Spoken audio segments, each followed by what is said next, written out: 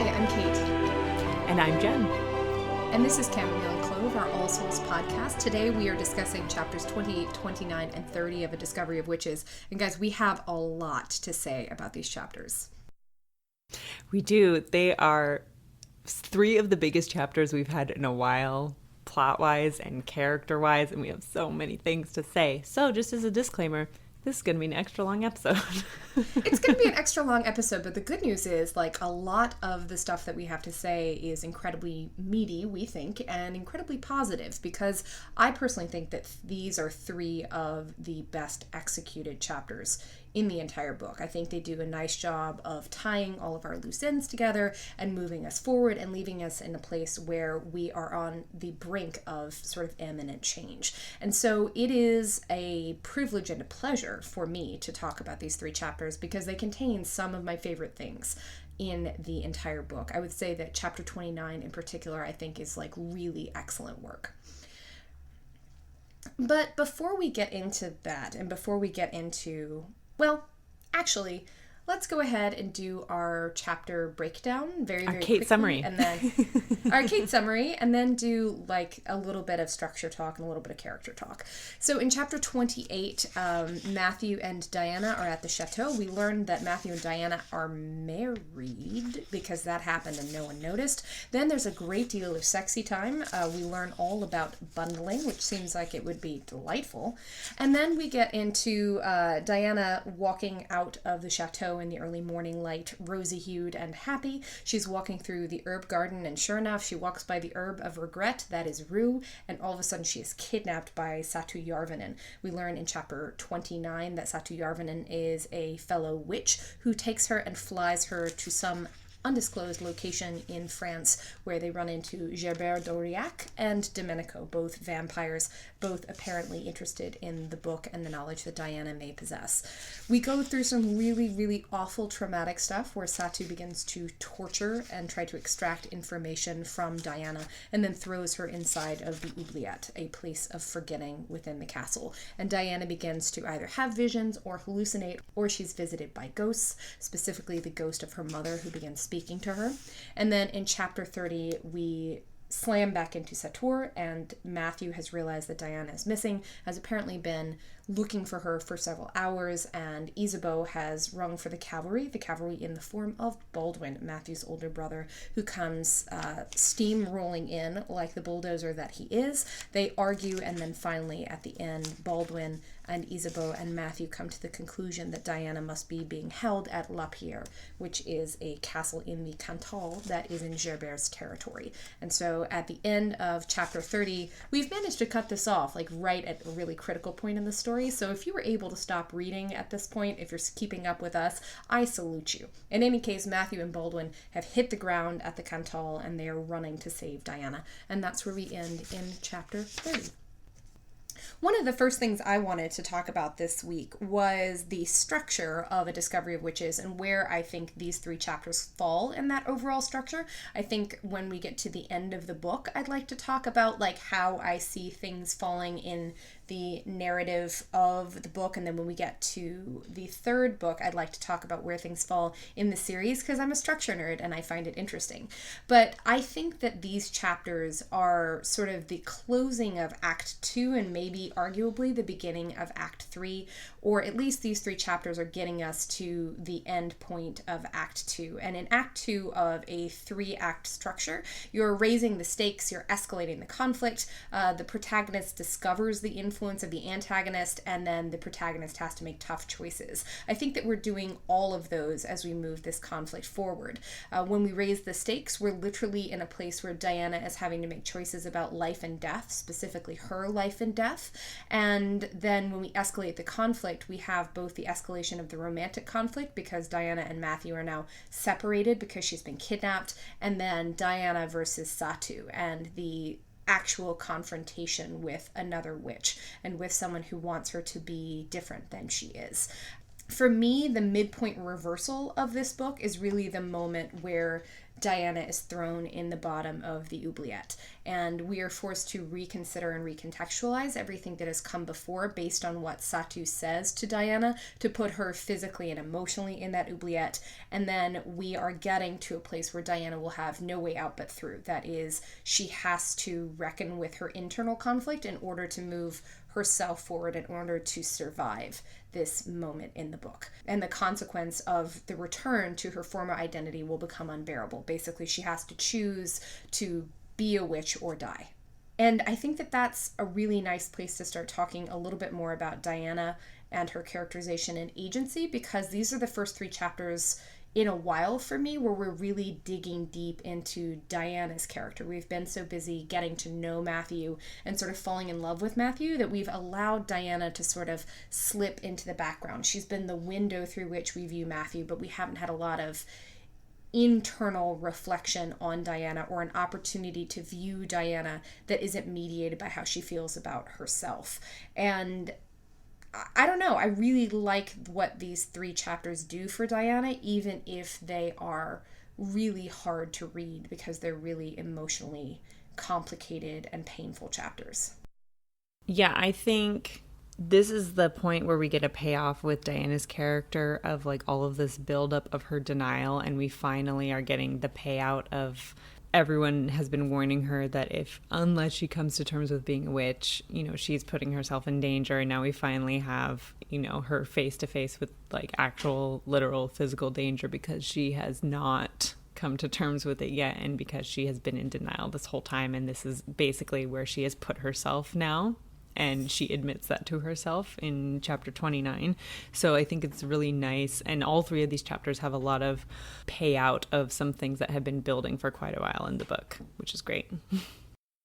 What I particularly like about it for Diana is that it is a chapter that really exploits and uses her fundamental vulnerabilities, the love and loss of her parents and the trauma of that loss, and then also her issues with her own identity, her loneliness, the fact that she's very misunderstood, the fact that she is both threatened by witches and afraid of being a witch, and how all of those things are like really, really nicely condensed and crystallized in chapter 29 is one of the best moments in this book in terms of really giving us a fulcrum around which Diana's identity turns and asking tough questions about who Diana will become and what it will take for her to get there. So I think that that stuff is really, really great and meaty, and I think that it will make more sense to talk about it sort of as we go through. So are we ready to start talking about chapter 28? Yeah, definitely. And I should say, too, for our listeners, and obviously some people are reading these books for the first time and some people have been through the whole series several times. And from these chapters forward in the book, we were talking about how it's going to be really difficult for us to like keep things in context of this book because there's so many things in these chapters and moving forward in the rest of the book that are perhaps recontextualized or expanded upon in further books. But we are going to try and keep it like just within the context of these books. What do these things mean? How do we view them just with what we know already? It's going to be tough, but we're going to do it. Grant us a little bit of grace if we slip. In chapter 28, on page 353, we have this revelation about Gerbert of Aurillac, who was a real pope being a vampire. How do you feel about that? As we've previously discussed some of my feelings on the historical tourism and the trope of, like old people or people who have been around in history knowing all the famous people in history. And this is just like another thing where I'm like, it doesn't do a lot for me. It's fine. If you're a history buff, I understand how it might really like make your gears turn and make you excited about things in the book. But I just I don't care, frankly. See, I actually don't mind that they turned a real historical character into a creature. I think it may be the only time in the series that actually happens.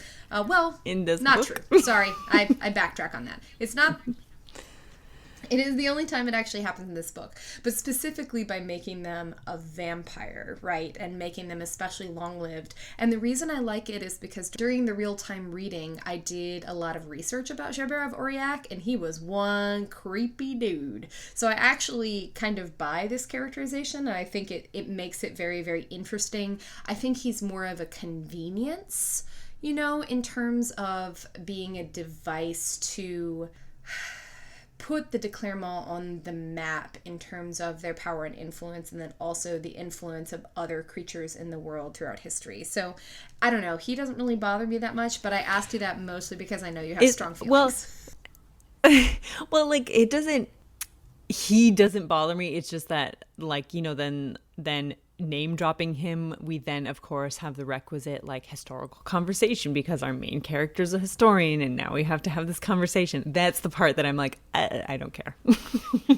But you know, having him as a vampire, I agree, is a nice like character choice, and it's very interesting. But then the subsequent conversation, I'm just like, meh.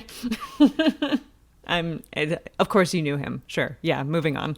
I mean, Diana does get like super historian explainerific. She does. Which is not her best mode, shall we say? Yeah.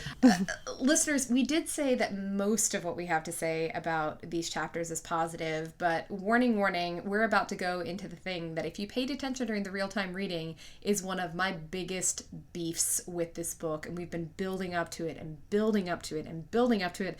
And voila, here we are on 354. We say, Matthew says, "I'm not a child, Diana, and my mother needn't protect me from my own wife." And I throw the book against the wall. Because... Are we married now?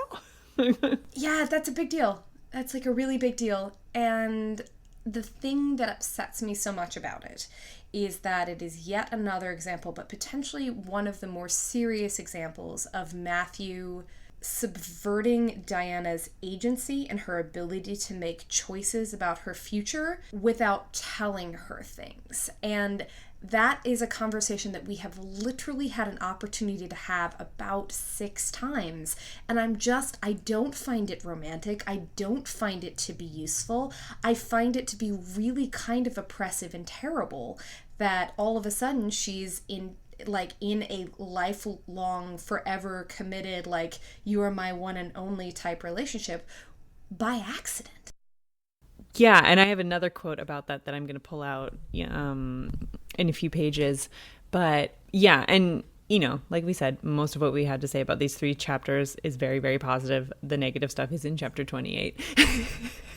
And it's, yeah, that's kind of a startlingly important omission for everyone to have made. Like, and I'm not letting Isabeau or Mart off the hook here either, because all that time that Matthew was like gallivanting about apparently negotiating with Peter Knox, they could have had that conversation with her as well, because that seems to be just like a general I'm gonna live with vampires type thing to know, especially as Isabeau is already doing the I'm going to try and terrify you out of a relationship with my son thing. Right. And instead, in place of that, we get, oh, you have so much to learn about vampires, or, oh, you know so little about vampires. Okay, well, that's a perfect segue into telling me more about vampires. But that's not what happens. Here is a thing you should know about dating a vampire, is that at some point it ceases to be dating and begins to be a marriage. And that point is like a very blurry line.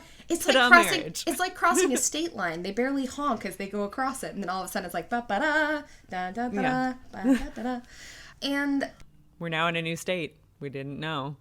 There was a sign there. Somebody took the sign down, and Diana has no idea. Now, granted, as somebody who has accidentally crossed national borders without realizing it, it is a thing that can be done. But I think in the confines and the constructs of fiction, where you have a choice of like signposting this, I don't think the "you and I are one now, do you understand?" from the last couple chapters is sufficient to get us there. And I just... Because no, I don't understand. Well, and the thing that's so frustrating about it, right, is that Matthew acknowledges it on page 354, "But you're not a vampire. Do you mind that I think of you as my wife?" There's so much to unpack in that, because he's acknowledging her difference, he's acknowledging her lack of knowledge, and he's acknowledging that it is a thing where, from his perspective, they are married. And had that been presented early on, like before the dancing and the kissing, or even somewhere where she's like begging him to come back and she says, you need to make a choice about me, it would have been really great for him to say, if I make this choice, in my mind, we are married. You will be my wife. You will be my wife, and that will be the end of it. Why can't we talk about that? Because one of like the sexiest, most romantic things in the world to me is consent. And I wouldn't even mind it if she said, absolutely, that's what I want. This is the thing.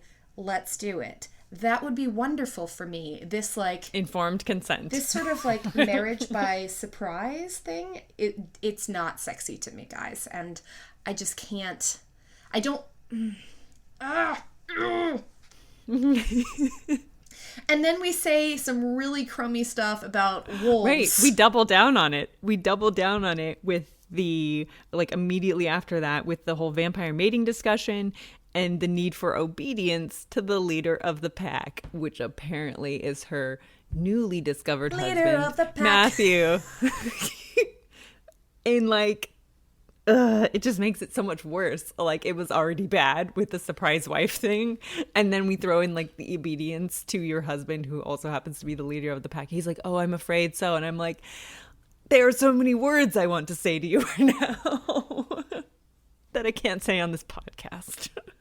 We're going to be satisfied with the Muttley noises, and just like that is just really, really, like, really hard for me to swallow. And especially going back and looking at it through the lens of, like, femininity and agency in the All Souls trilogy, like, this is just a place where I feel like we stumble a bit, because what I want is for Diana to be playing more of an active role in who she is going to be and the choices that she's going to make. And she does some of that in this book, but there are opportunities, particularly where it pertains to Matthew, where I feel like she is hiding behind him and letting him take charge. And she does, like, she sort of seizes her agency in sort of like small ways, but it's not until much later that she actually begins to act for and of herself and be in a position to make choices. And part of that is just because Matthew's paternalism and the fact that he is making a lot of these choices for her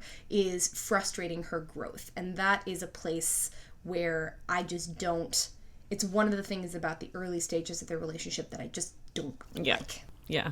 So how do you feel, a lot of the problem I have is with the extending the wolf metaphor that we get throughout this. How do you feel about the wolf and pack metaphor, and how do you feel about, like, extending it this far? Because to me, sometimes it works and sometimes it glaringly does not work. Comparing, having this, like, direct comparison between vampires and wolf packs. I think that the tension in it comes from the fact that we're trying to walk like a very, very fine line here, where we're trying to paint vampires as being like incredibly sophisticated, educated, learned, worldly, capable of remarkable restraint, also remarkable violence. And then on the other hand, we have this idea that they are just so deeply instinctual that they can never change, and that they're very possessive and dominant. Like, we have this sort of like this line between civilization and barbarism that we're trying to balance, and it's just really, really, really, really hard. And I think the further that we try and stretch the wolf metaphor, the less useful it is, because I could absolutely, if we make this a vampire thing as opposed to vampires are most like this other predator thing, then I think that it would work better for me. But I don't really get the vampire and wolf thing when it's taken right here. Yeah, and I feel like you're right. The further we try to stretch that comparison, it is the less successful it becomes. Like, the further we take it, I'm like, can we just stop now? Can we stop comparing vampires to wolves? Can we stop? Because every time we do it, it becomes less and less successful. And I can understand making a pattern for your alpha predator based on like another alpha predator. And I think it's interesting over the course of the series how different vampires are described as having different characteristics of different alpha predators. I don't think any are ever described as a shark, but that'd be fascinating. But it's just not...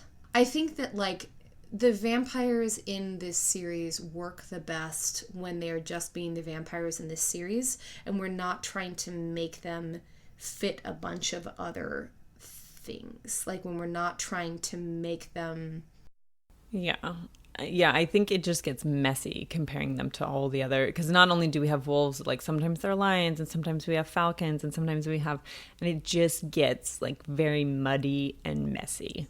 Yes, I think that's where I like finally come down. I see, and I think you're right. Like if we had picked the things that would have been most beneficial to the story and just kept those things and ignored the rest of the things, it would have been fine, because it's fiction. And, you know, as we've discussed before, the author has a choice to like take something or leave it.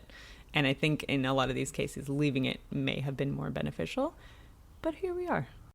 And I think that where it really comes down to is that the text seems to like sidle up to the idea of the wolf thing when it's convenient and back away from it when it is not. Because we don't really... I don't know. It's just... I don't think it's my favorite way to characterize them. I think that the sort of removed, detached, a little bit cruel, a little bit savage, a little bit just sort of other is far more successful than the sort of animalistic. But I can understand wanting to have a way to describe this behavior that makes it more instinctual and makes it more natural than sort of calculated, cruel, cunning. I can see how, like, trying to frame it as wolf behavior feels like it's trying to be kinder to the vampires. And the thing is, I don't think you need to be kind to the vampires. I think that the vampires we have here, like, they display an incredible range of personality and emotional nuance. And it's hard to do the emotional nuance and also have the instinctual sort of, like, pack behavior, this is how we do type thing. Mm-hmm. So we move upstairs to the bath before we really heat things up. And Diana has this internal line, which is, I think, where we can like round out our discussion that we've been having, where she says, when you factored in vampire possessiveness and my own ignorance about what was happening, it seemed an ideal time of reflection. You think? Ladies and gentlemen, that's on page 356 in the mass market paperback, and I'm just going to let that one lie in the air because it is so... But I think we can say is you're right, we've taken away the agency and we've left Diana in a place where she is now passive and reflective. Because she has to be. She has to be passive and reflective. It's her only choice because she was given no agency. And she just has to sort of sit there and like absorb it. And she seems remarkably chill about it. Well, kind of. But she doesn't really have a kind choice. Of weird about it. Like page 356, being in charge was better than letting random events take place. I don't think you're in charge, honey. Or was she talking about like taking charge of the whole hunting experience prior to this conversation? Like I thought that's what I was reading it as, her like where she like had the agency. She's like, we're going out hunting, we're doing this thing, like I'm in charge. I thought that was the in charge she was talking about, but now I could see how that would be confusing. I do think it's the in charge that she's talking about. And on the one hand, but now she's definitely not in charge, so on the one hand, it's very effective first person because she's skating over the scary thing and being like, well, I can be proud of myself that I did what I set out to do. And yet at the same time, let's just ignore this other thing. Let's just ignore this other thing. This other thing is fine. It's definitely less important than me being in charge of hunting. Oh, Diana. Oh, Diana. So...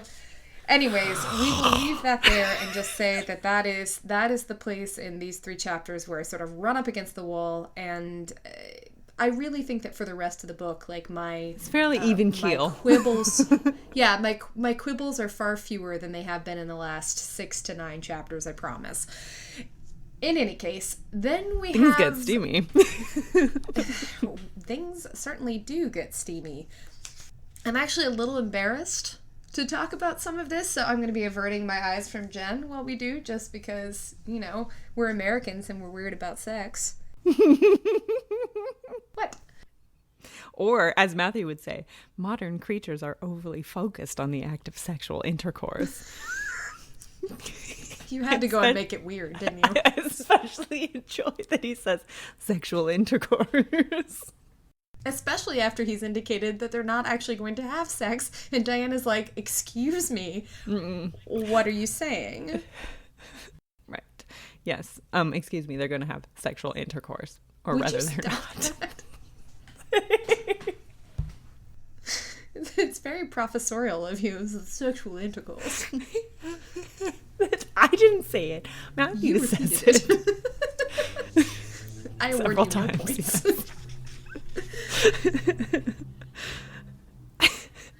So they're courting, apparently. If that were the kind of courting my mother suspected that I had been doing in early phases of several relationships in my life, I would have been tarred and feathered. But it appears that everybody is having a consensual and lovely time. So, you know, that's... It does, yes. I mean, there's much splaining going on, but... There's a lot of exposition here, and that would be probably my only critical note, is that I feel like... It's a bit stop and go. It is a bit stop and go, and I don't know, you know, stepping outside of, like, this sort of third-person literary crit, I don't know if that just comes from, like, writing sex scenes.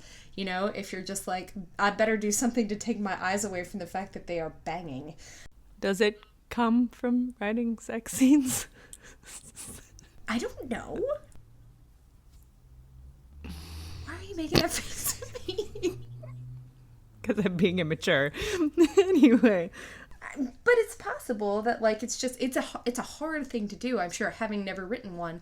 I'm sure that, like, writing truly, like, intimate, sensual, erotic stuff is really hard, and that it takes a great deal of perspicacity and sang-froid, and that... I should say, too, like, a lot of this is really lovely and very sexy. But then we, like, come in and we're like, let's have a conversation.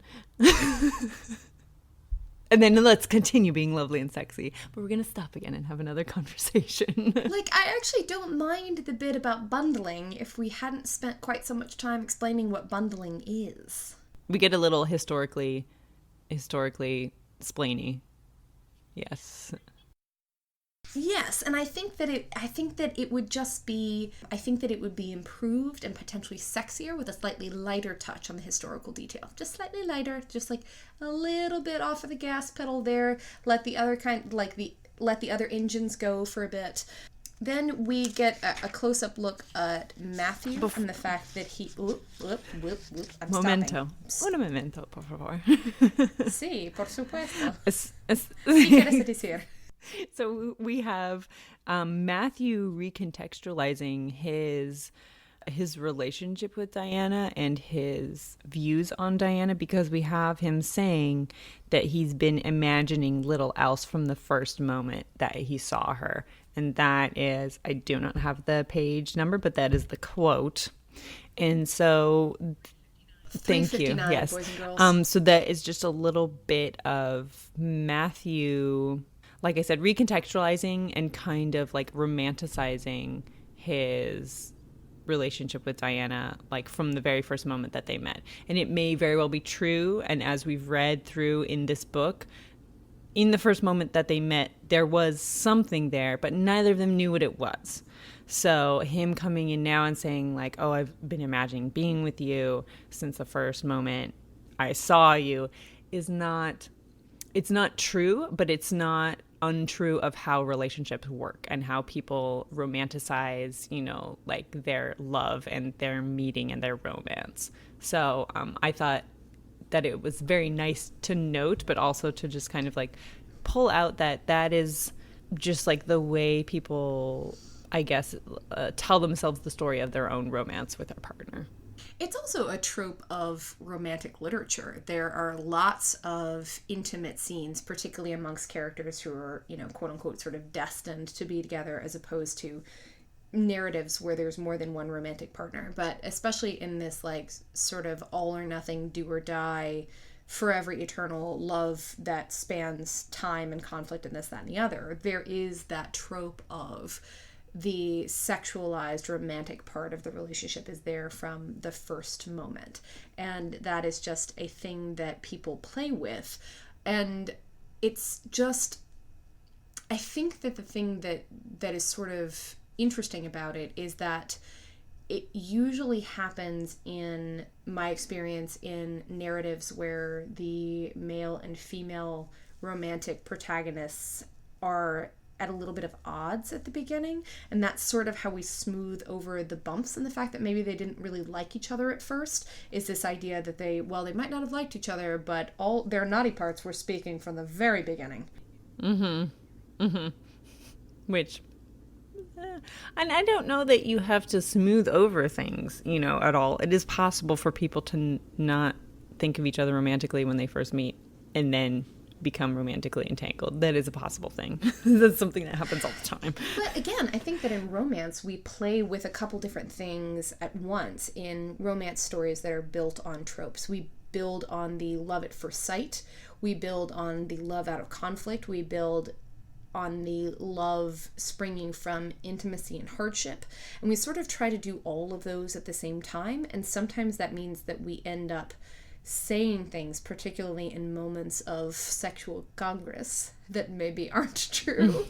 I did that on purpose, I'm sorry. Thanks.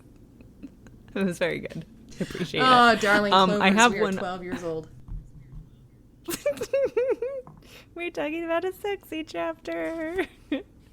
And I just have one little other thing to pull out because it amuses me before we go on to a more serious discussion of Matthew's body and his scars, which is that Diana, in denial about other parts of her life, has a quote where she says that she has never previously been casual about sex, and then she literally goes on to describe casual sex. So that's another... So Diana, once again, Page in denial 360, about by the way. But Diana, I think, is also, we are in like a lot of romance tropes here, and one of them is the complicated conversation that we have about female characters and sexual agency. And while I think this book and this... where they've just to like be more, to clarify, where they've never previously experienced sexual desire, pleasure like this with another human being until this point. Right, absolutely. And so we have either the trope of the virgin character, right, who has never had any sort of sexual experience. We have the trope of the character who's never been emotionally entangled with sex before.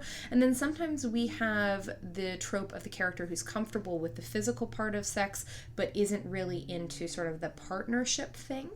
And we're doing a lot of those at once. And I think that there's something to be said for, like, eventually we treat Diana and her sexual needs and her sexual being as an integrated part of her, but it's still somewhat apart. And I wonder if that's a read on the preference for being sort of like an emotional virgin when you have these kinds of stories and not being as connected to anybody like this before, or whether it actually speaks to a desire to have someone be fluent enough in sex that they're not super awkward the first time that they do it with their other romantic protagonist, while also not making them seem promiscuous. Right. And it may very well be, because we have had a discussion previously in the book about Diana and about her relationship with men, especially growing up in her teenage years, and how she very may well have kind of like subconsciously cut herself off emotionally because of those previous experiences of men kind of becoming like infatuated with her. She was not intentionally doing that, but just because of, her innate magic and things like that, people being drawn to her when she was more emotionally involved. And so she may very well have just like been like, we're going to sever those ties. It also, I think, speaks to the trauma that we've talked about and the fact that love is one of her vulnerabilities, because the last people that she really truly loved and her only real understanding of love comes from her parents, and they were taken away from her. So between the emotional draw and infatuation of people who have tried to get close to her before, and the fact that her only real understanding of love is about loss, I don't think that what I'm saying is not that this characterization of her sexually bothers me. It's just that we go through a lot of scaffolding to get to a place where it's just like, it's fine if sex with Matthew is different. It's fine. Just make it different. Just go on about your business. Yeah, so to speak.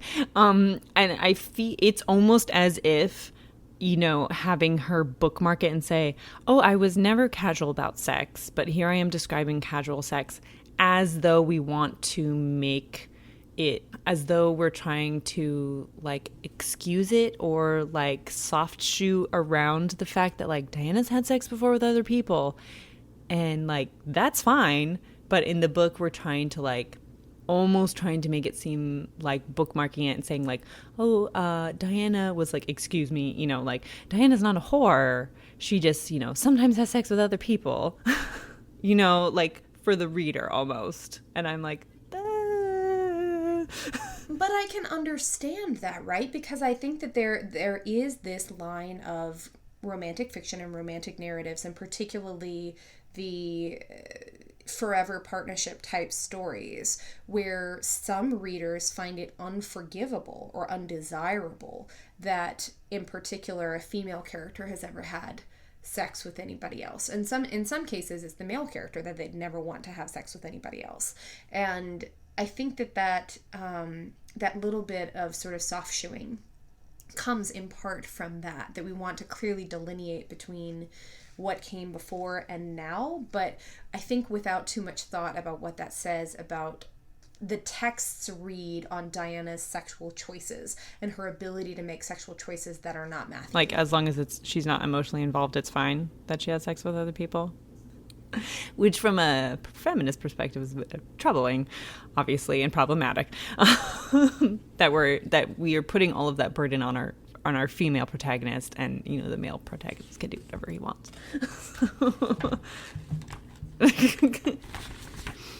Yes, I think that's true. Although genuinely, you know, I do think that Diana, as she grows, has a very healthy attitude towards sex and intimacy. And the way that it is portrayed is overall very, very healthy, aside from, you know, some emotional wobbliness that we can get to later. We go into a discussion about Matthew's scars, and I can understand the desire to talk about Matthew naked, because this is the first time that we've really gotten like a close look at him. What is your read? A very close look. We're getting a very close look at it. You know, I'm sure our listeners can almost hear your eyebrows waggling. I'm sorry. I'm not really sorry, but... Okay, I'll stop now. We can be serious about You about absolutely vampire don't have to trauma. Stop. We're gonna have plenty of serious stuff to say in the next chapter. Right, like we're basically going to do like things. a 180 flip when we get to 29. So correct. Well, if we didn't, we'd be terrible people. Go on. I just love how many times I stopped counting them, but the number of times that Matthew is compared to a Greek sculpture or a Greek god or, you know, some other facsimile of that in this chapter is astonishing. Do you think that's because we don't have a lot of great ways of talking about men's sexual desirability in terms of like what is a male archetype? Because that one seems to come up a lot. It does. And I think potentially yes, because we definitely get more description of Diana's body than we do of Matthew's body, which is interesting given that it's a heterosexual romance book in which presumably many of the readers are female. True, but it could just be that we're playing chicken with the penis. Yes. Do men have penises? Is that what's there? Is that the thing that they have that we don't mention at all? And that's okay. We certainly don't have to. Like there's just this like blank space. We have torso. and head, and we have legs, and then there's a hole. We have buttocks, too. We have buttocks, too.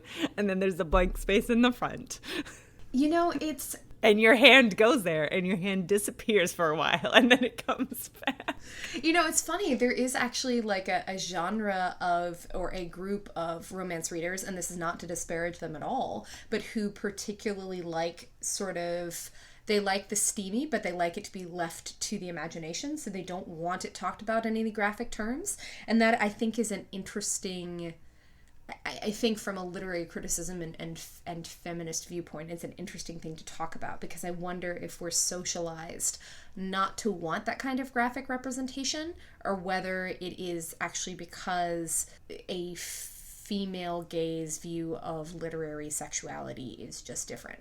Yeah, and I have, from my perspective, that is what I tend to enjoy more in books that happen to, and I don't read a lot of romance novels, and that's has nothing to do with romance novels. I just, it's not really my genre typically. But when I do, I prefer books that leave more to the imagination than not. However, in this case, that's not really what we're doing, because like we said, we get a lot of Diana. We don't get very much of Matthew. So if we're going to leave things to the imagination, both sides should be left to the imagination, I mean, for me, and it doesn't feel like that's what we're trying to do, just because we get Diana. And if we were trying to leave more to the imagination, I feel like both characters would have less description and not just the one. Although I think there is a perspective that you could come at this saying that the descriptions about Diana are about a sexualized female experience, and that it's not nearly as important what he's doing or like what his body is doing as what is happening to her, right? And I think that is one way to look at it, and it's effective. I mean, it does what it needs to do, which is to say everybody's happy, so to speak. And everybody's happy several times. I would really like to talk about pages 362 and 363. One of my favorite things in this entire book is the beat where Matthew says, "Tonight I feel 37. Even more important, I believe that next year I will feel 38. And he talks about how Diana is now the fulcrum around which his life turns, and his life now has a beginning, a middle, and an end, and that she has given shape to his life again, which I think is like a really, really beautiful emotional moment, and a recognition of the fact that she is bringing him back into the present. Right, which is something that we've talked about on the podcast, how Matthew has been frozen in time. And in fact, he says those very things in this chapter, where he says, and it's a quote from one of those pages, either 336 or 367. I'm not sure. Everybody, I read on a Kindle, and Kate reads in the book, and that's why she's doing the page numbers, and I just have the quotes for y'all. So 362 and 363. Thank you. Yes. He says, "For more than 1,000 years, I've stood outside of time," which is something that we discussed, at length when we were in Hamish's chapters and some of the chapters around there. And so having him make that acknowledgement, I think, is an indication of his growth so far in the book, that he is actually able to state that, while we have previously speculated and discussed it because we knew it to be true. He is now also acknowledging that it's true, that he's been stuck. I also think it's interesting on 363 where Diana says, "So it's about danger and not just love." And he says, "My life now has a beginning, a middle, and an end. Everything before was preamble. Now I have you. One day you will be gone and my life will be over." And the thing that I think is interesting there is that Diana goes straight to fear, whereas I think Matthew is talking about loss, like imminent loss, and about the idea that our lives turn around like certain points, and until you have either lived long enough or until you've experienced them, you can't really contextualize or decide where you are in your life, or particularly not a life that is measured in thousands of years as opposed to 100, give or take. Right. Yeah. And I just prior to that, and we skipped over a little bit because I started making jokes, we do have the discussion of Matthew's scars, and how, Diana sees all of these scars that he's had over his, 1,500 years. And he says that it's just his vampire body holding on to trauma. And which I thought was very nice, and, you know, definitely brings to mind not just the physical trauma, but clearly like the emotional and mental and psychological trauma that he's been going through for 1,500 years, and how those scars, as we've discussed previously, are still very much present, that Matthew holds on to things, like literally physically in his body, but also emotionally holds on to things, as we've discussed, and just like will not let go.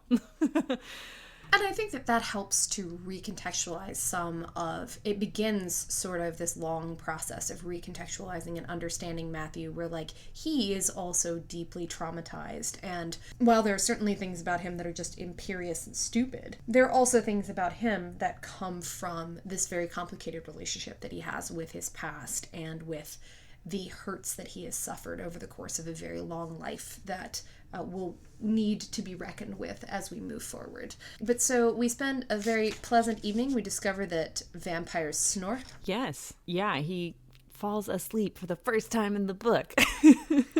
And I love how she has this comment, and I'm not sure how she knows this, but she like gets up and she looks up and she's like, he would be unconscious for hours. Because how do you know that, Diana? Like, how is it a thing that you know? Look, sometimes she just shoots from the hip. Pew, pew.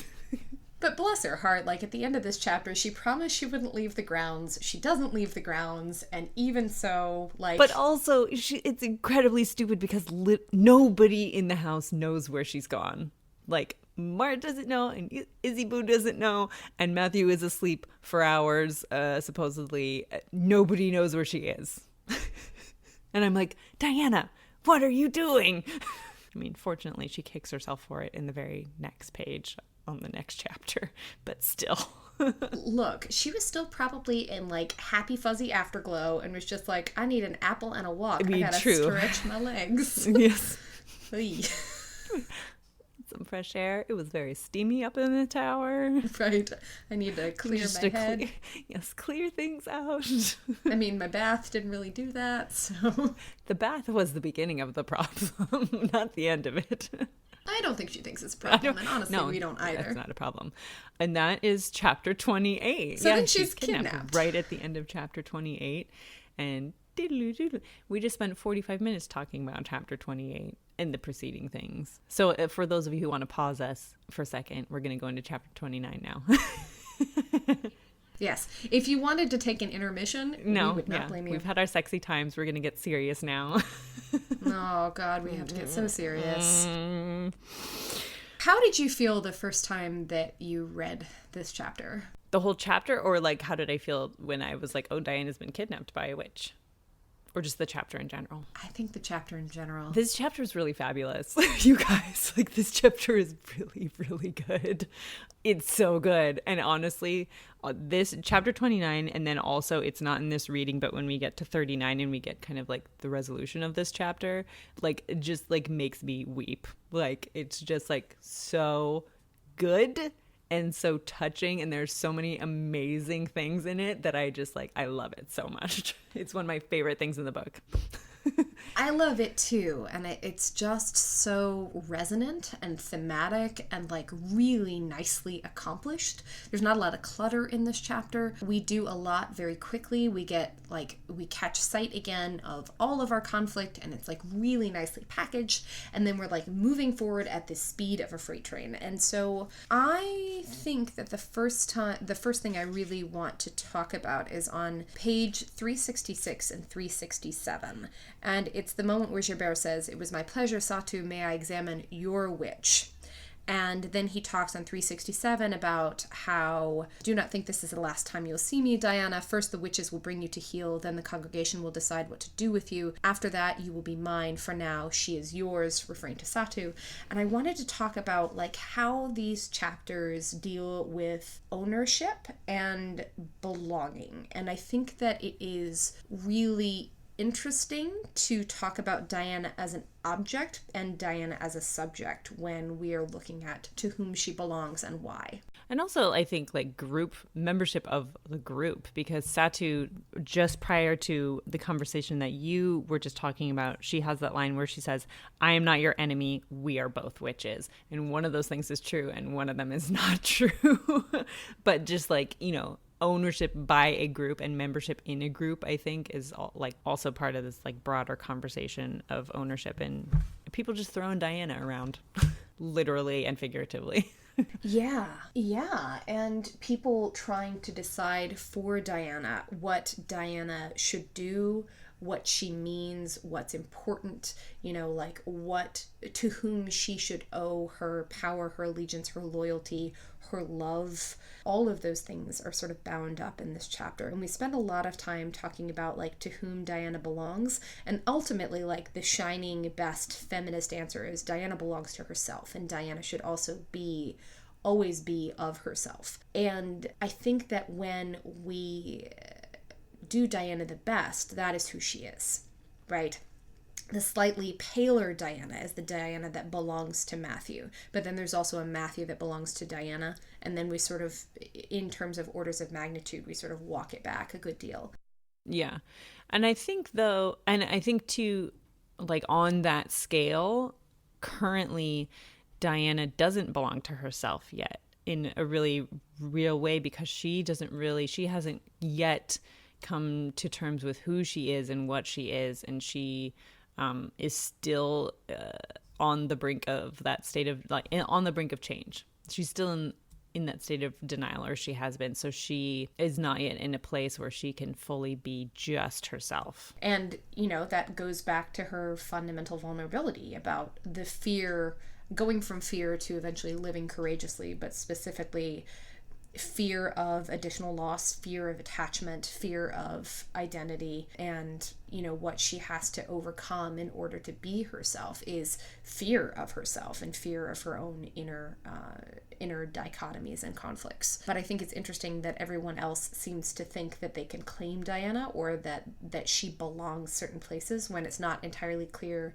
that even she herself would believe she belongs. And she has that moment with Satu later in this chapter that I'm sure that we'll get to on page 371, where Satu goes from saying like, I'm not your enemy, we're both witches, to saying, well, you're basically not enough of a witch, or you're not good enough at being a witch because you came from the bed of a vampire. And Diana comes back with, I am a witch. And it's like, what is the essence of being a witch? Is it having power you can't use, using your power, associating with other witches? Like, I think that's all very interesting to talk about. And we also get here too, so right there at the beginning of the chapter, when Domenico and Gerbert are still present, that we get words, guys, they're hard. We get some more of the history of the book, and that he had the book and he stole it from somebody, or took it, whatever happened. There was an exchange. He had the book over 1,000 years ago, and it was already had spells around it, and he's talking about how it's a fascinating book, and he clearly also wants it. So we have yet another character that is like super into this book and has had it before and wants it back. And I think that one of the really masterful things that is done in this chapter is that on 368, basically we pivot from this discussion of Gerbert really wanting the book, Peter Knox really wanting the book, and then we start trying to insinuate to Diana that the only thing that Matthew wants is the book. And I think that that's really masterfully done, in part because that's where Matthew started, right? And these characters haven't been present to see Matthew change, even to here, where like his motivation in the beginning was definitely the book. But as we've talked about, he has since changed his motivation, turned towards Diana, this whole mating thing threw a wrench and all of those neat and tidy plans. And then we're presented with sort of like the old Matthew when Diana and the reader are acquainted with the newer Matthew, which I think is really interesting. And I think that this, I don't know if we would call it a 3-beat that Satu does, where she basically lays like 3 charges, each more serious than the last, at Matthew's door.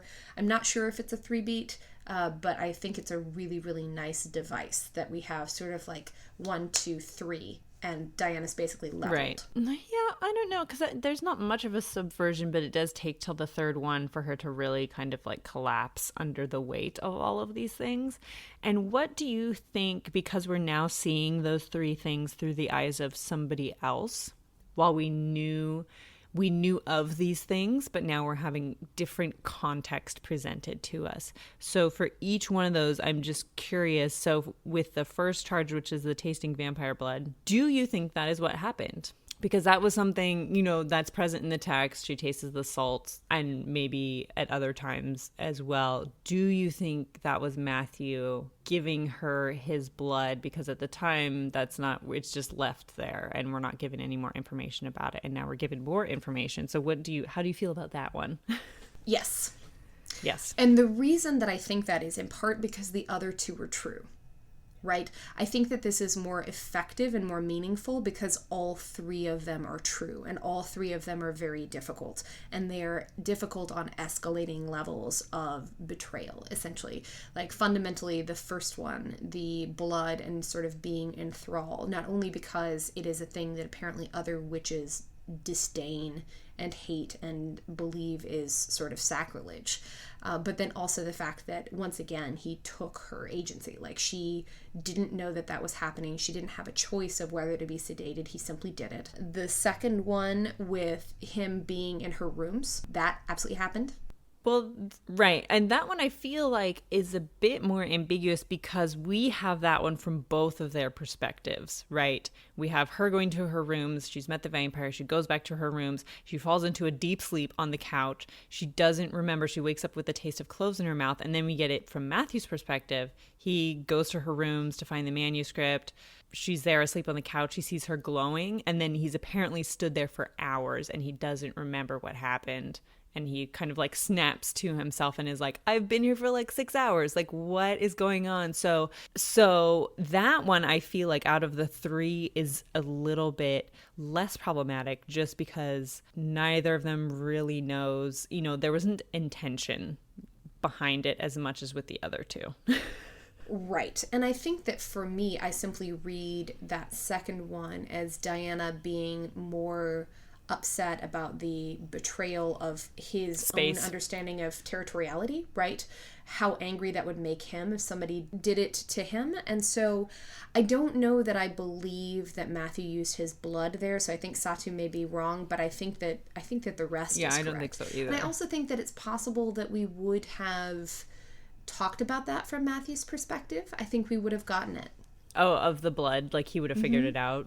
Probably. Or he would have said something about it.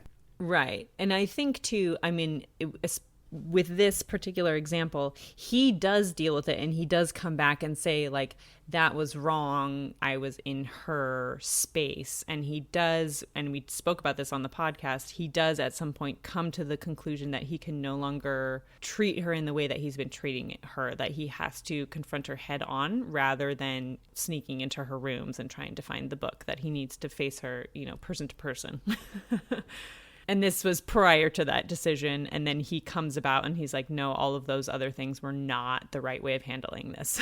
Yes. And I think that it's okay to go here with Satu, in part because of that third person perspective where we're getting somebody who hasn't seen Matthew with Diana.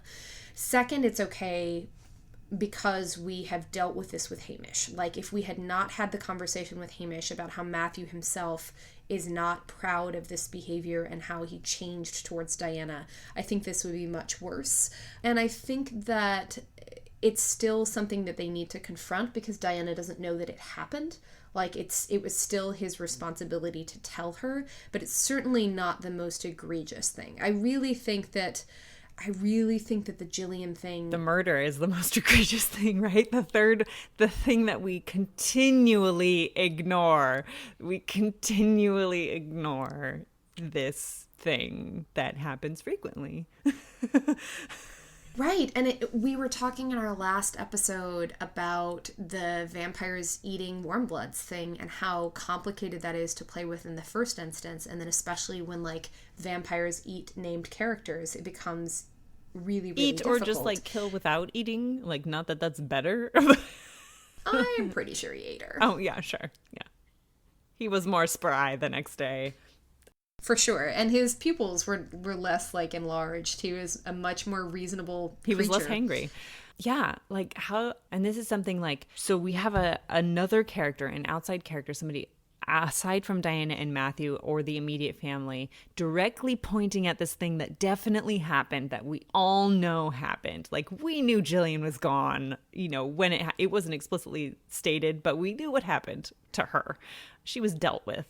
How do you feel about, you know, this being presented directly by an outside character and having it be continually ignored? I think we do deal with it later. I don't think we deal with it to my satisfaction, but there is a moment of confrontation about it. And so I think that in this moment, I don't think that Diana's reaction to it is sort of extreme enough, really. I don't think it's ever extreme enough. I don't think anyone's reaction to it is ever extreme enough for, like, given the circumstance, which leads me to the conclusion that in this fictional world, murder is different, because that's what I'm led to, because it's never treated with the weight that it would be like were this nonfiction.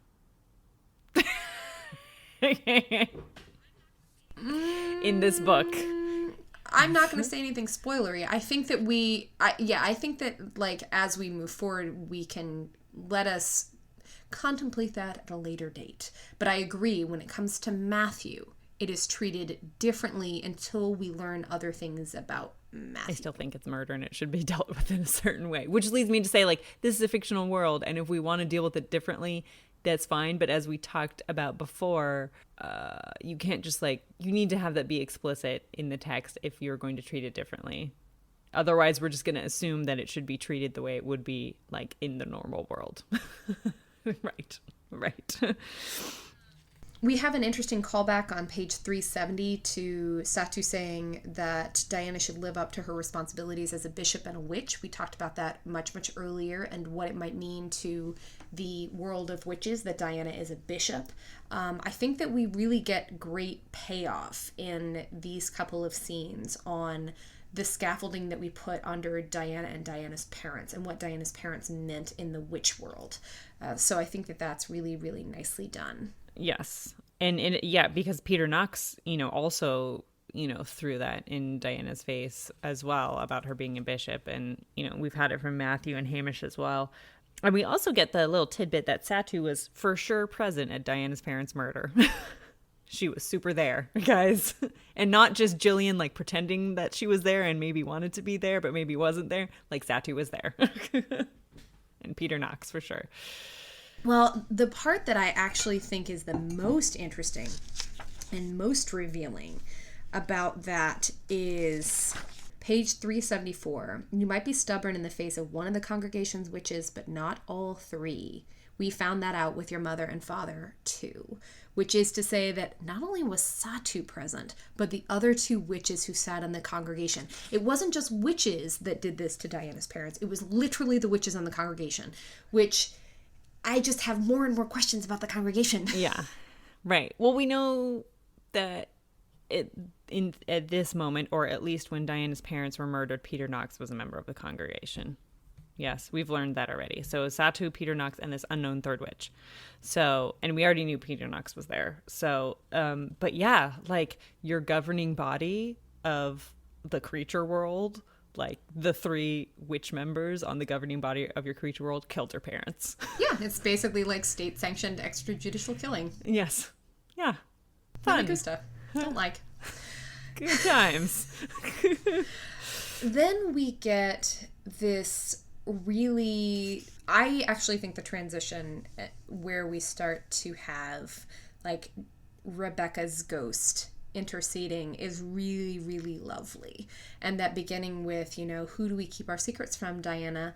Everybody. And then the roots start to go as a manifestation of her power. I wonder if Satu can actually see them, or whether Diana is diverting Satu's magic. I'm not really sure. I don't think that Satu can see them, because I feel like she would have commented on, you know, Diana trying to use magic, or either that, or Satu is, like, so involved, because she's clearly, like, she's a little Lulu, you guys. Like, she's clearly off the rails. Like, this lady is no joke. And I think she's just like so involved in being the worst and like literally torturing somebody that she's got no time to notice anything else. Right. We have this lovely symbolism of like roots and anchors and chains as stand-ins for the idea of sort of family and connection. And we get that with the chain unfolding to touch Matthew. We get that with the discussion of this tree and Rebecca's mother. It's actually, I think it's really, really great symbolism.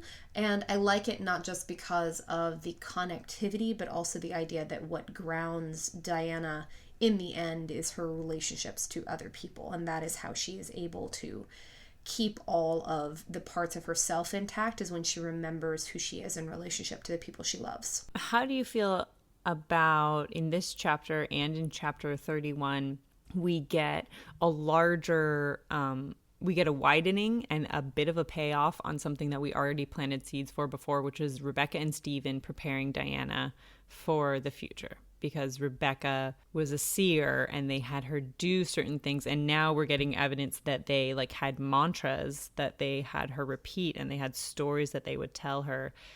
And we're now knowing that those are to prepare her for now. Heartbreak, right? Yeah. Heartbreak. But also really brilliant.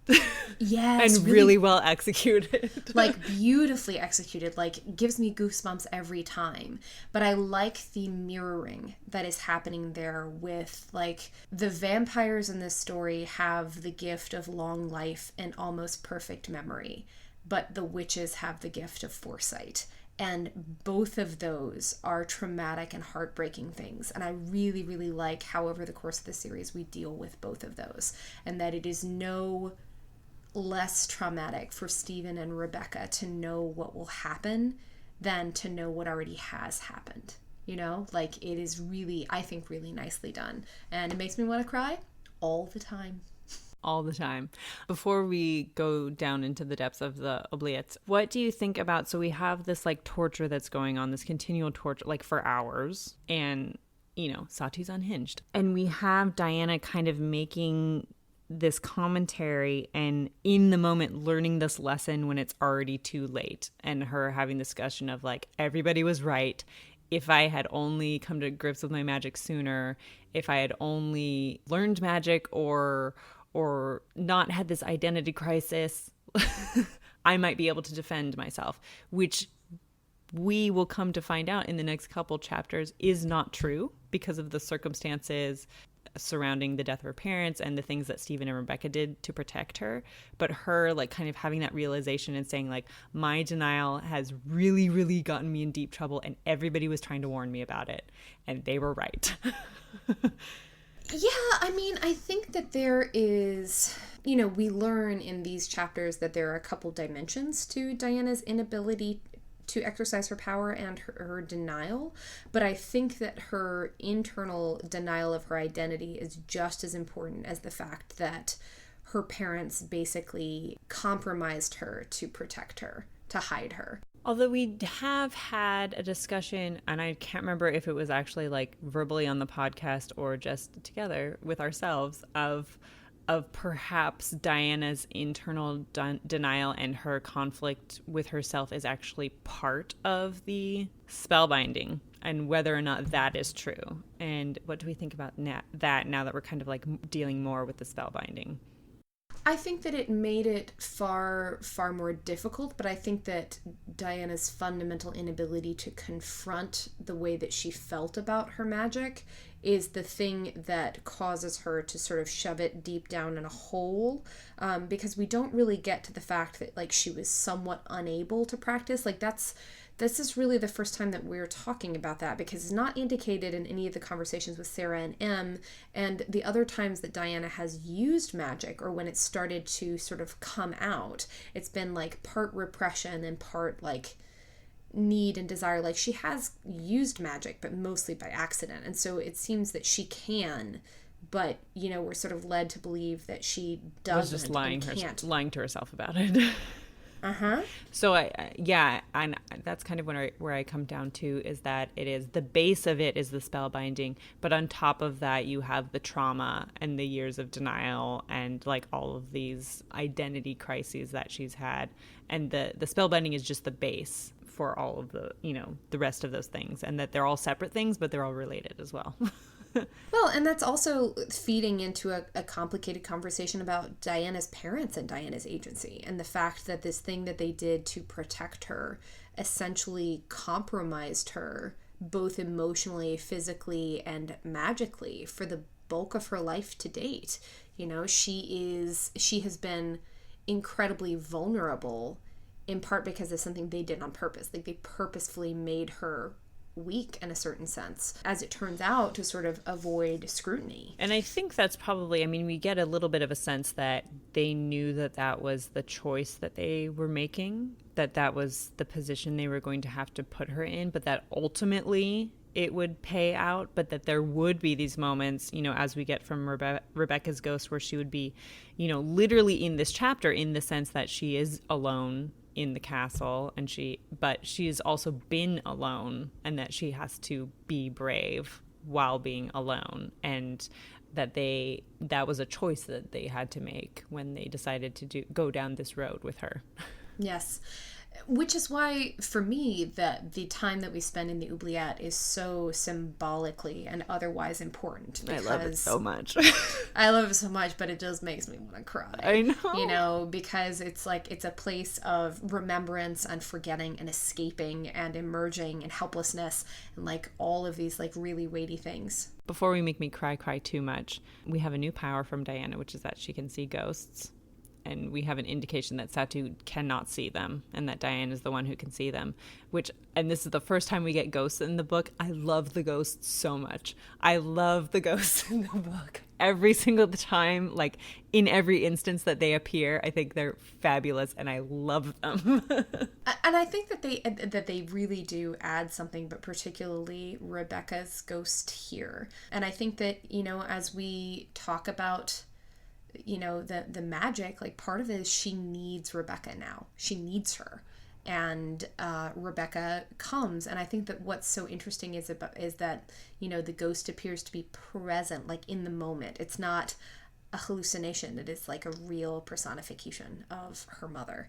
And so we have, you know, them down there in this horrible, you know, pit that has retained the stench of even after like all of these, you know, however countless hundreds of years. And we have Diana kind of going in and out of consciousness, and then Rebecca's ghost appears and starts to tell her this story that apparently, you know, Diana had forgotten, but that she had been told quite frequently in the past, about basically what it essentially appears to be, and we don't get all of it in this chapter, but what it appears to be is the story of Diana's spellbinding and then her meeting Matthew. And, you know, we don't get the rest of it until 31. Sorry.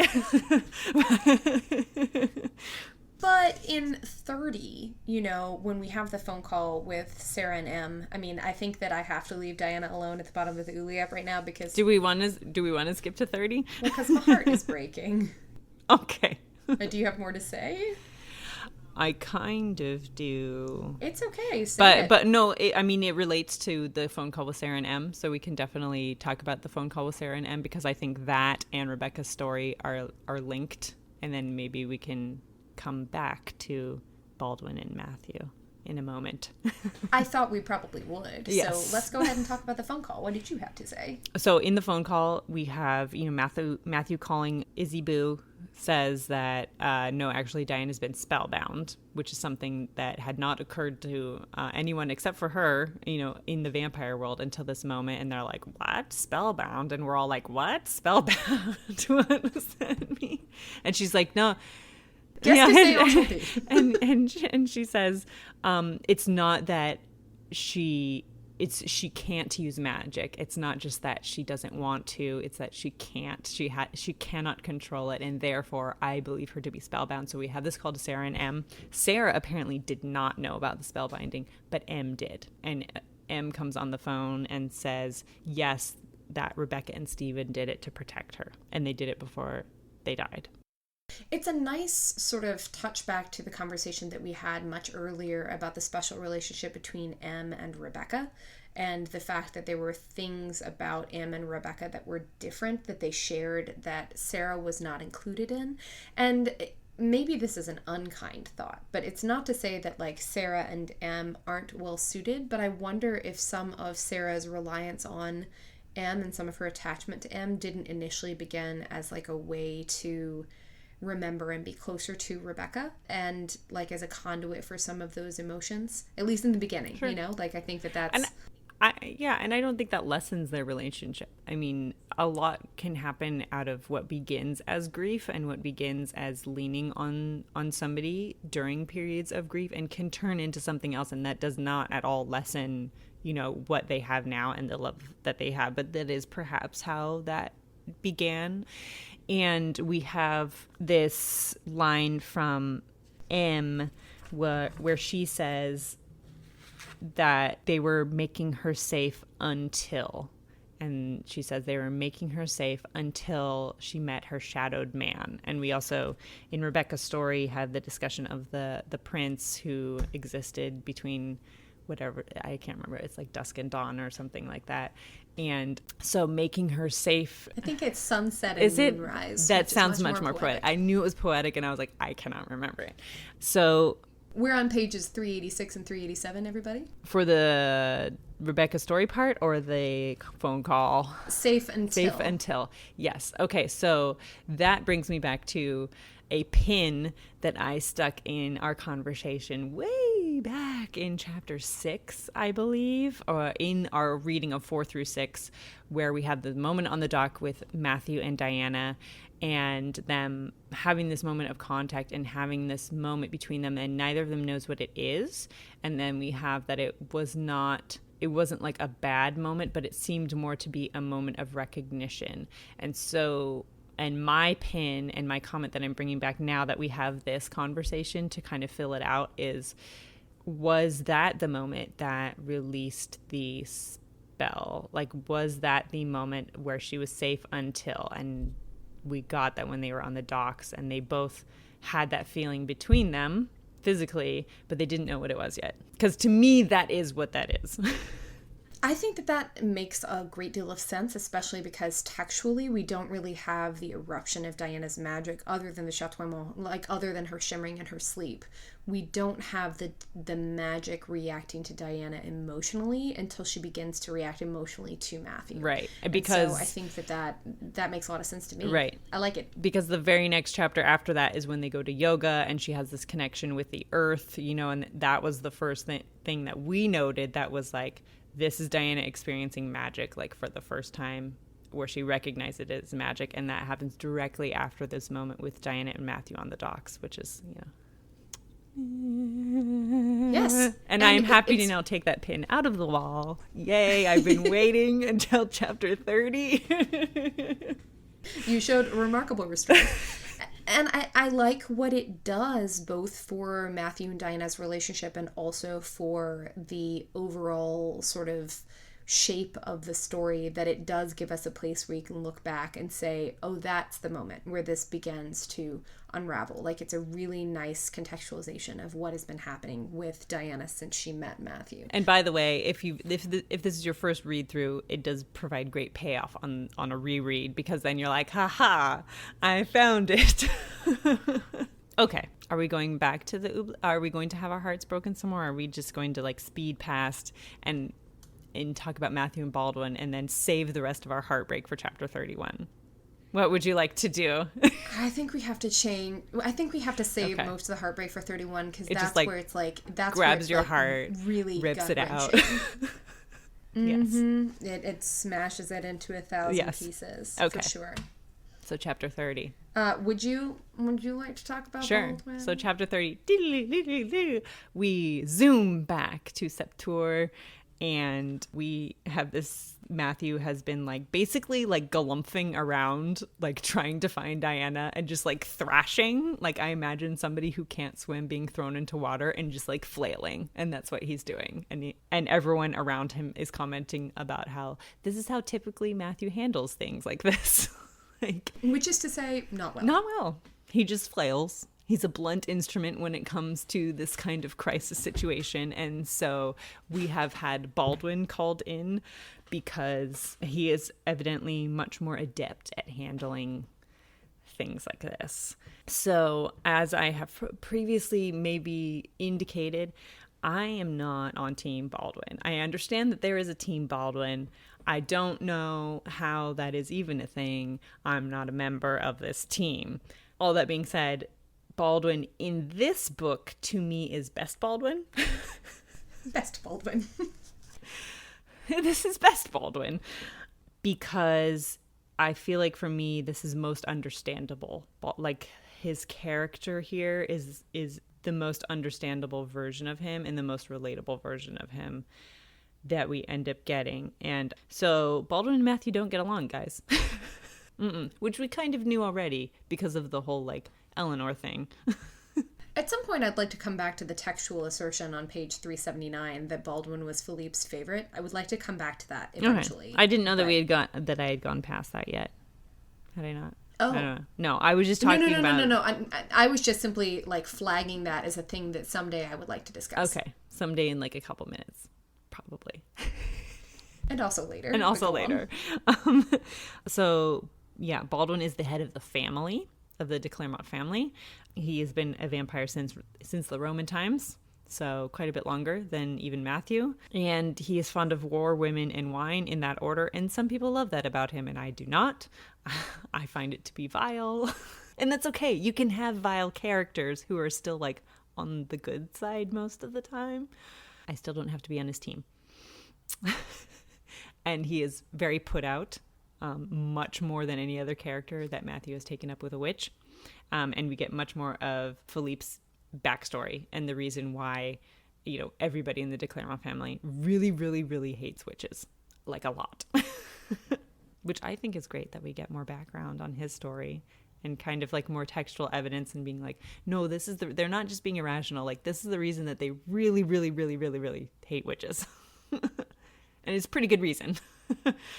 I don't have the same reaction to Baldwin that you do because I see Baldwin as being like very, very damaged. And I think that his relationship with Philippe, his love of Philippe, and the fact that I believe that he loved very much but misunderstood what his father was about a bit, and that he only sort of realized that in the years after he lost his father. I find that to be sort of the heart of his character, and I think that yes, the disdain for witches and the treatment of Diana, etc., is terrible. You know, like, he's just a jerk. But I think that, well, I should say too that on my first reading, when I had only read this book, I was okay with Baldwin. So, like, Baldwin in this book, like, it's best fine. Baldwin. Yeah, for sure. Yeah, he's best Baldwin. And just with this book, in my first reading, I was not turned off or put off, like, by him at all. So, yeah. I really like that we watch Matthew outmaneuver Baldwin here. I like that Isabeau sort of, like, lays the trap and then Matthew springs it, and that we actually get immediate use of the Knights of Lazarus, because there is a version of this book where this sort of like hangs out for a while and we don't play with it until it's much more appropriate to be dealing with chivalric orders. But I like that we dive right in, and I like that we use it as a way to juxtapose different kinds of authority and also different kinds of brotherhood. Yeah. And I like too this element of Baldwin being the head of the family, but Matthew being the head of the Knights of Lazarus, and how it appears to be a balance that is solely the product of Philippe's machinations in the family. And that it appears to be, even with just this chapter and the relationship between the two of them, to be a necessary balance, which tells us a lot about Philippe, whom we've never met. Indeed. And also Philippe's perspective on Isabeau, you know, which is a really lovely thing to have here. But I like that it is, whereas Baldwin may be the older brother and the more violent and the more aggressive and the more patriarchal brother, which is hard to believe that somebody could be more patriarchal than Matthew, but there it is. But Matthew seems to be the one who has the trump card, and that is that Matthew is in possession of everything that he needs to check Baldwin. Yeah. And the other side of that is that Baldwin tempers Matthew. Matthew is just basically like, he's like a headless chicken. And Baldwin's like, hold on.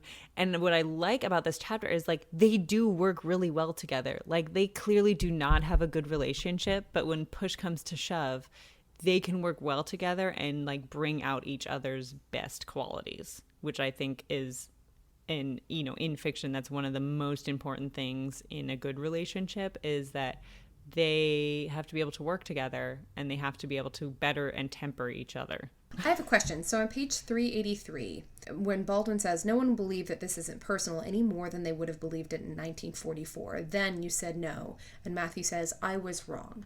Do you think that Matthew is saying I was wrong just because of Diana? Like, because he's in distress? Or do you think he's saying it because he's actually changed and actually reconsidered? I think he's actually reconsidered. And this is perhaps the first time it's ever come up because, these two guys don't like hang out. And so, this has come up, and I think that he really does feel that he was wrong, but this is the first time that it's been aired. There's been airing of grievances. I think you're right, and I like that Matthew has the capacity to not only be wrong, but to say he's wrong. And we got sort of glimmers of that earlier, but this is the first time that he certainly does it in a place where it could cost him. Right, where like Baldwin is in a position to sort of hurt him with that, and he makes the admission anyway, and he admits that he's wrong. And he's admitting it to someone who, like, is not his best bud. It's not Hamish. So that speaks a lot to me as well, I think. An interesting thing I would like to point out and put attack in, an attack that is going to have to stay in the wall until book 3, but that Septours belongs to the Knights of Lazarus. Attack. Okay. Moving on. That's all I'm going to say about it. Well, and then also like the position of Isabeau, right? Because I think we need to stick attack in that as well. Because not only with the conversation we were having about like vampire female leadership, but then also like begging the question of why Isabeau is not why she's not the boss, head of the Knights of Lazarus, or not the head of the family, and also why Baldwin is in a position to treat Matthew the way that he does, aside from actual dislike. So let's stick attack in that as well, because that actually I think has a very good payoff that is much more satisfying than some of the other things we've gotten about vampire society. And I like one last thing that is related to all of that. I do like this discussion of the roles of all the members of the de Clermont family. And that is on page 384. Sure. And that that some of these characters are spoken of in the past tense, and that is our indication that some of these family members are no longer with us, and therefore these roles have been left vacant. And that is why now kind of the de Clermont family is, as we've discussed, in decline and off balance, because some of these people are gone and they've never been replaced. They've never been really formally replaced. And I think that one of the things that we struggle with for the next 2.5 books really is the loss of Philippe as an anchor for the de Clermont family, and as an anchor in particular for the emotional health and life of his sons and his wife. And that's a really complicated and a long conversation to have. But I like the perspective that we get that some of these roles have been lost, and that is perhaps also why we get Matthew behaving badly, because he's not only not at his best, but the people who were in the best position to temper the worst of him are gone. And I like that Isabeau asks the right questions, that she is the one who is thinking about this really truly in the broadest way about what this means for the family, and that she's the one that manages to steer them in the right direction. Definitely. And then we catch Chopper and just take a chopper to La Pierre. Yes, and Baldwin and Matthew go racing into the night. We jump out of the chopper, and it's very dramatic, and we race off into the night. And it makes me giggle. Baldwin also says "Dieu" at the end of this chapter when they have this moment where Matthew stops and thinks, because apparently Matthew has designed all the castles. He's designed all the castles, and they decide after some thinking, that Diana has been thrown into the oubliette, and Baldwin also says "dieu," and it makes me giggle because now everyone's just saying it left and right. Left and right. But it's one of the only things in French we're gonna say. Mm-hmm. Mm-hmm. We get some mon coeur and some other things in our sexy times in chapter 28, but True. Again, I giggle at those too. So. But then that's where we ended. And anybody who has the emotional strength to put the book down at page 389 and say, you know what, I'm not reading 31, we salute you. Because it's also very hard to cut off this podcast episode at chapter 30. But that we must do. We must do it. Yeah, we have to. It's a bit of a cliffhanger, but we'll get to it next time. And it'll be nice because we'll be able to round out and really jump into the third act of this book towards the end of next reading. Absolutely. Well, thank you for sticking with us this long. It has been a pleasure. As you might have seen on Twitter, we put out a call for specific feedback about improving the podcast. So if you have things that you would like us to do, for instance, we had a reader reach out to us and indicate that she would like more chapter notations and more quotes so that we can better orient you to what we're talking about. So we're trying to do that better. But if there's anything else that you'd like to talk about in terms of presentation or audio quality or listener feedback, anything at all, we would be curious to hear it because we're trying to make this better and trying to make it something that is enjoyable for you and serves your needs as members of the All Souls community.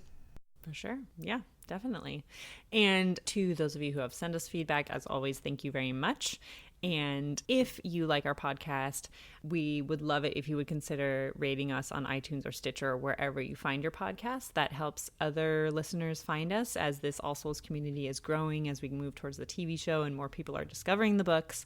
We would just, love to have more people enjoying and joining in the discussion of the All Souls trilogy. So go ahead and rate us if you have a moment. You don't even have to write a review if you don't have time. But we would love it if you would do that. And as Kate said, you can find us on Twitter. We are at Chamomile in Clove on Twitter. And we can be found on at Gmail at chamomileandclovecast@gmail.com. So we hope that you'll get in touch with us however you see fit. And we look forward to talking to you next time when we will discuss 31 and 32. Indeed. And thank you for listening. Thanks. Good night.